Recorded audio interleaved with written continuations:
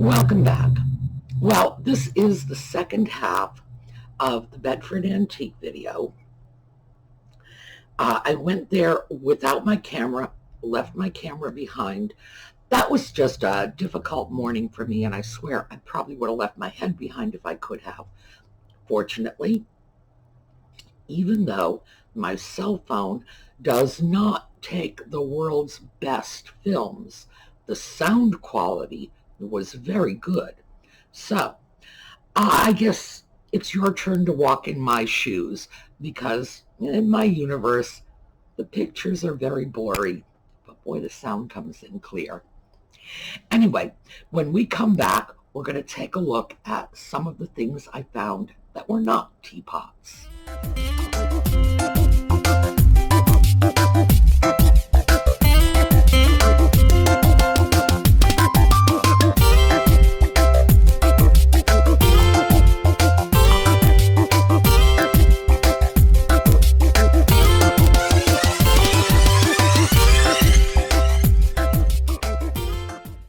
So let's get started right away.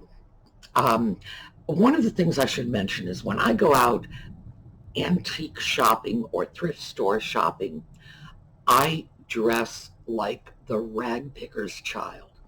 I will have my grubbiest old sneakers. I'll be in sweatpants, because most of the places I go, especially most of the places I like, you don't want to be there in high heels. And as you know, because you've seen what I've been buying, when I go through a place like Bedford and I find dealers like Paul, I just make a beeline for their little booths, or in Paul's case, many large booths, because even though I know I am going to have to work in order to get stuff, it's going to be worth it. But yes, I'm going to have to be climbing over things. I'm going to have to be squishing into small areas that are just too tiny for me to fit into. And in the case of this first item, I may have to unload a shelf in order to grab the piece I want. So take a look at what I got after I offloaded the rest of the stuff on that shelf. So I was going past another one of Paul's little nooks here, and here you can see in the back, as I said, you have to be prepared to climb over stuff, and this was standing up in the back of this cabinet, the way the other plates are, and it's the teal turquoisey color that caught my eye. $5. It's designed as a plate to hang on the wall. I am seeing Tidbit tray.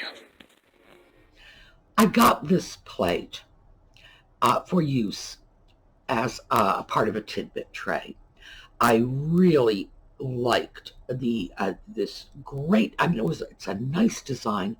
That teal color is unusual, and it's reticulation technically, but because any piercing on the rim of a piece is reticulation, but it's not classic reticulation. It was more like piercing. Remember, reticulation comes from network. That's what reticulated means, netting. And this wasn't really netting, but was pierced work around the perimeter, pretty gilding. I just thought that was a great plate, and that would make a very eye-catching Tidbit tray. It's a little more than I usually pay for plates for a Tidbit tray, but in my opinion, it's definitely going to be worth it, because it's going to make a very striking piece. So, do I object to having to offload a shelf? Goodness, no. All right, next piece I got is, I believe it was also Paul's. It's just a little grab, the sort of thing you would find at almost any antique shop, in one of the booths somewhere, in thrift shops, Salvation Army, etc. Just a pretty little piece of glass. Take a look. Well, this is just a cute little cobalt blue bottle for $2. I will need to put some cork around the stopper, but that's not a difficult project. Maybe we'll do a video about it. For $2, it's worth the time and small, very small added expense of the cork. It's going to be a quick sale and easy ship because somebody will see it and like it.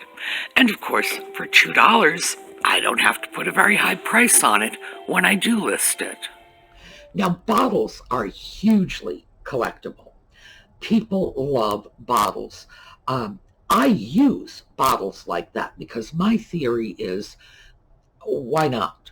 You know, if I find a really pretty little piece, and at $2, where am I ever going to find anything to house whatever it is I want to house in it, you know, vitamins, the rubbing alcohol in the bathroom, whatever, for a better price than that? I'm not. Am I willing to pay a couple of dollars to house my stuff in something better than the drugstore aspirin bottle? Yes, I am, because I see no reason in the world why I shouldn't have pretty things around me. It's so easy. It's so affordable. And I look at that and think, you know, why not? Especially, you know, $2. Yes, I will take the drugstore aspirin and dump them out into a bottle like that. I will do it simply because it improves my quality of life. But that particular bottle had a little bit of a problem. The stopper would have been faced with plastic. And there was plastic there, but the plastic had degraded, which is good because that gives me some sense of the age of the piece. Probably 70s through 90s, I would guess. Not very recent because the plastic is degraded and broken. Nice to know. In years earlier, it would have been faced with cork. Just a sheet of thin cork, and it would have been wrapped around the stopper so that when you put it into the bottle, you'd get a nice seal. You can get cork like that, and it comes in a little sheet, maybe 8 by 10, not very expensive. It's the kind of thing you can get for a few bucks on eBay. And I think I will do it for this bottle, whether I keep it or sell it. Yes, I'm putting a little more money into the piece, but if I keep it for myself, I'm going to want that seal on the bottle. If I sell it to someone else, I bet they're going to want it too. So, additionally, I imagine it'll make a nice little project just to learn how to do it. And an 8 by 10 sheet will probably be enough cork to do half a dozen bottles like that. So it'll just go into my project box, you know, the leftovers. So I do think I'm going to do that because, as I say, bottles are collectible. People simply like bottles. I like them. And I like them because, you know, useful and pretty. And I do like that combination, useful and pretty. Okay, the next thing I came across was some Black Americana pieces. And we had found some of those last week. There are some that I find acceptable, some that I find completely unacceptable. And I thought I would let you just have a glance at some that I find acceptable, and I'll explain why. Okay, last week, we took a look at a couple of things that were, well, racially offensive and or racially troubling. This set is plastic, $10, and yes, the depictions of African Americans are not flattering. However, this piece, because of the age of the piece, is something I would throw into the category of Black Americana. as opposed to, oh my God, a Klansman made this. Now, keeping in mind that I'm sure Klansmen were in fact the target audience for pieces like this, why would this be different? History. That's the sort of thing that makes a set like this completely different. We're looking at pieces that probably came out of the 1950s. So what they are doing is they are capturing a slice of history that's nothing we like to reflect on, but nevertheless a legitimate slice of history, as opposed to a modern representation which is not reflecting the times. This is reflecting the times. I would call this Black Americana not a racist piece, even though, as I say, there's no question about the fact that these are not flattering depictions. And do keep in mind, I am not an expert on Black Americana. Professors of sociology could probably give you a better definition of what is and what ain't. I'm giving you my definition. Okay, those are caricature pieces, no two ways around it. So why would I find that acceptable? Because of the age of the piece. When something like that was coming out of the 50s and 60s, I consider that it has some legitimate historical value. In other words, I could take something like that and use it as a teaching tool. Here, look, this shows how not just acceptable, but actually entrenched in society, racist views of other people were. Great teaching aid. Picture is worth 1,000 words. So why would that be okay? And the doll, that little mammy doll, would not age. The salt and pepper shaker set was a product of its time. I don't want to go so far as to say, well, people didn't know any better. I mean, some people didn't know any better, to be sure. But I could make the same argument today. Some people don't know any better. But is it acceptable? No, of course not. Was it acceptable at the time? Well, not universally. But it was indicative of an historical period and what our thinking was, what we were willing to tolerate. The Mammy doll, which was new, relatively new, certainly within the last 30 years, was coming out of a time when we knew better. There was no excuse. Producing an item like that for any purpose in the modern era is just not acceptable. So, and that's it. And I did get comments on that video. Someone had written in and said, well, you know, the craftsmanship, and no, I'm sorry. No. There's nothing that is going to excuse that. It's racist. And no matter what kind of spin you put on it, well, it's folk art. No, it's racist. And that doesn't mean that the salt and pepper shaker set that I just showed you was not also racist. It was, absolutely.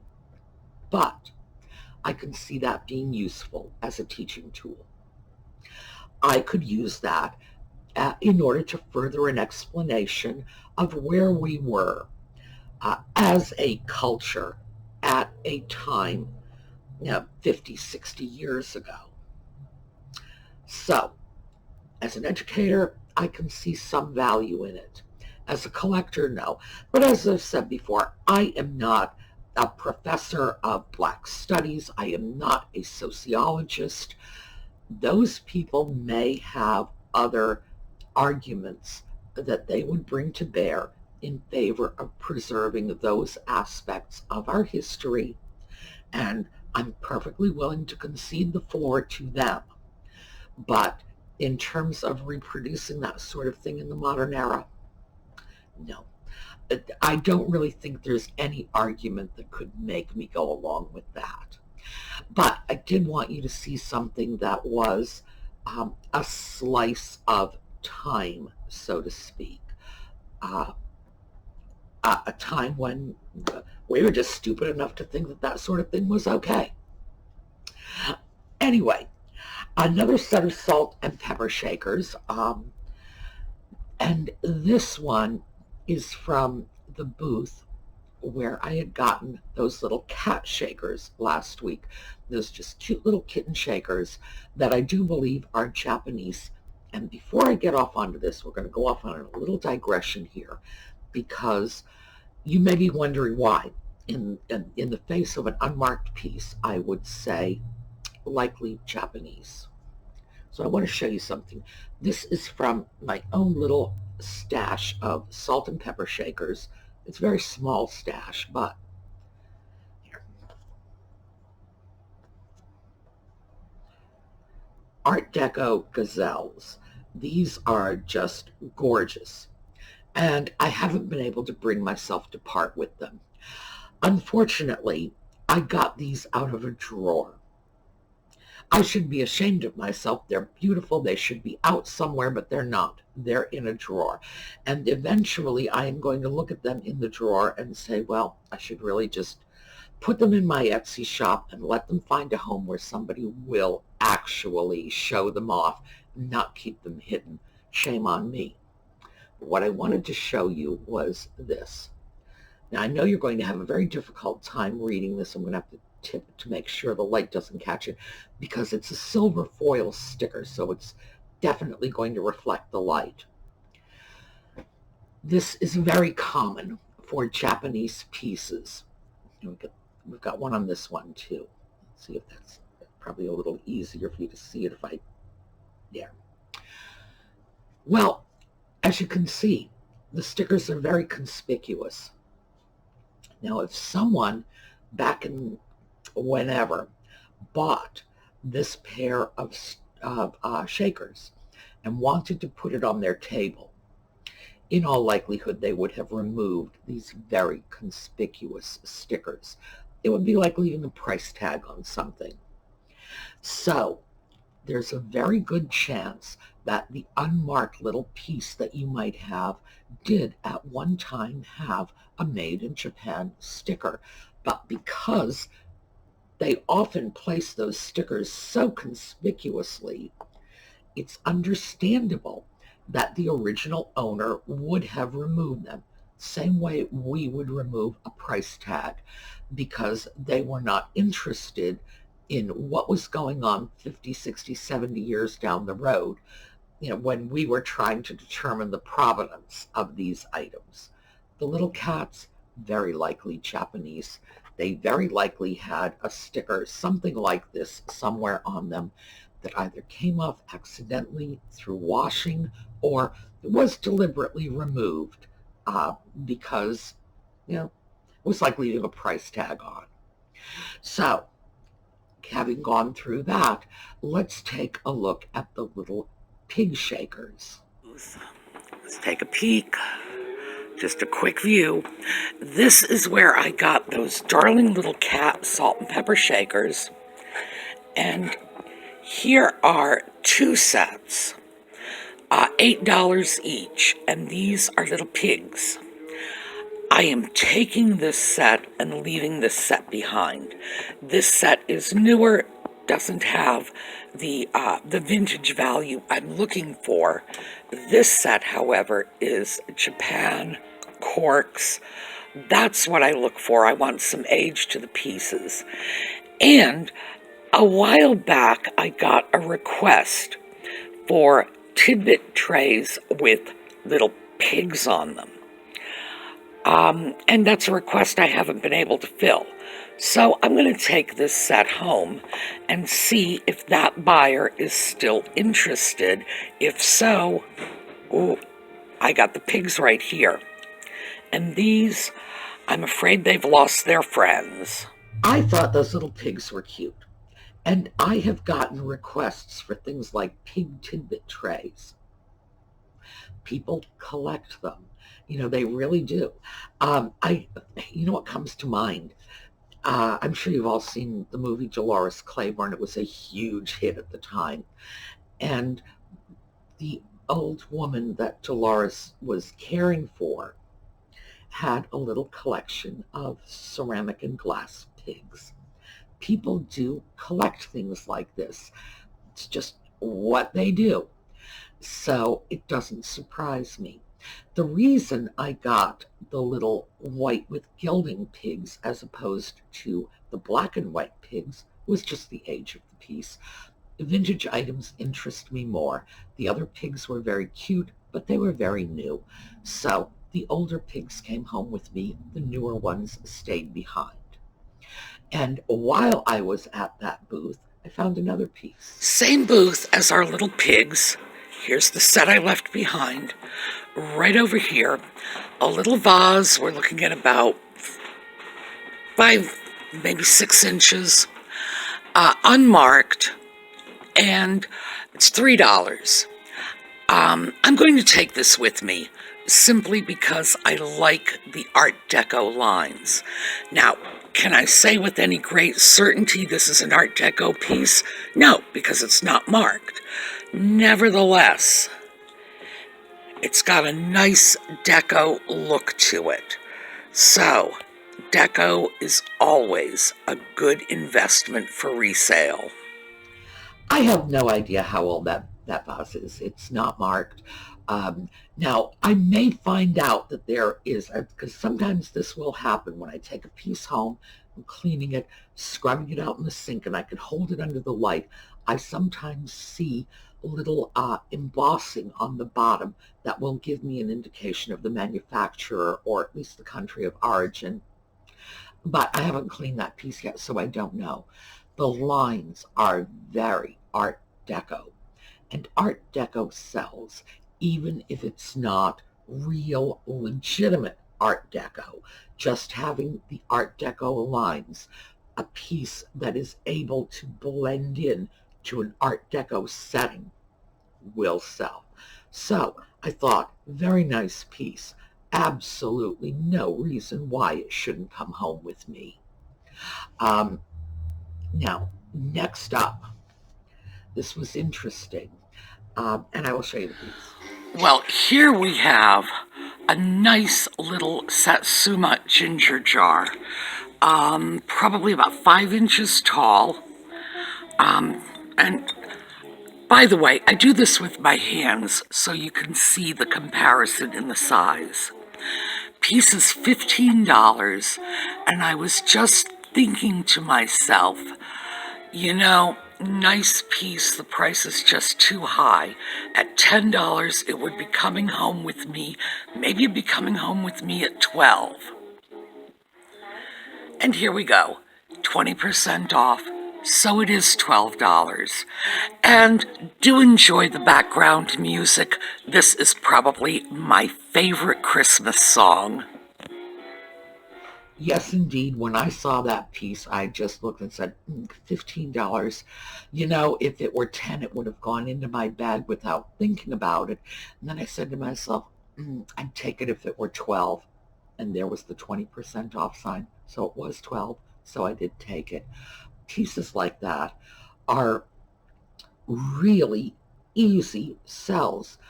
People love Satsuma, and I understand that it's a really interesting art form, and Japanese art has a way of blending in to very contemporary decorating styles. So yes, people do like Satsuma. Also, people love ginger jars. So even though obviously that's going to have a higher than usual sort of price tag on it, because at $12, that's generally speaking a good twice what I pay for my goodies, I do not think it's going to have any difficulty finding itself a home. Next up, another one of Paul's little hidey holes. So take a look. All right, well, we'll play a game here. Guess whose booth I am crawling around in? All right, yes, you got it, Paul. So, this is a beautiful Noritake bowl, $9, my yes, and another Noritake piece. This is about 6 inches across. There's a little bit of wear to the paint, but I just don't think it's that big a deal, given the fact that both of these pieces are likely to be 100 years old. So, $9, $5, yes. I found those two dishes almost right on top of one another. Beautiful antique Nippon pieces. Now keep in mind the Nippon pieces in general are the newest of the Nippon pieces are very close to 100 years old. The older pieces are obviously 100 years old. So easy call. Nippon is really nice, really collectible, and I like to be able to offer legitimate antiques in my Etsy shop as well as just vintage items. It's good for me, brings buyers back, so I like to have the opportunity to offer them when I can. And if I get them from Paul, I'm getting them at good prices. Can't complain. Now, last pieces up, I went back down to the first floor and I hit one of those little salt and pepper laden booths that I often go to and found these. Well, we are back in the shop where I get a lot of my salt and pepper shakers. Now these, $6, made in Japan, and they are little leprechauns. And to tell you the truth, I suppose there are probably some Irish Americans who would look at this and find this as ethnically insensitive as some of the worst stuff we've gotten in here. But I'm going to take a chance on them. So, yeah, I've got to say, who knows if this is offensive to the Irish American population. I'm not sure why it would be, because I don't think leprechauns were ever intended to represent Irish people. I think they were intended to represent Irish fairies or goblins, what they would call a leprechaun, what we would call gnomes or fairies or whatever, like little creatures of folklore and not genuine Irish human beings. So I don't know, but I did think they were interesting, and it's entirely possible somebody else will as well. But again, price is right, so I'm willing to take a chance on it, especially because they're interesting. All right, that's about all I have for you today. I will see you all tomorrow. Meantime, have a great day.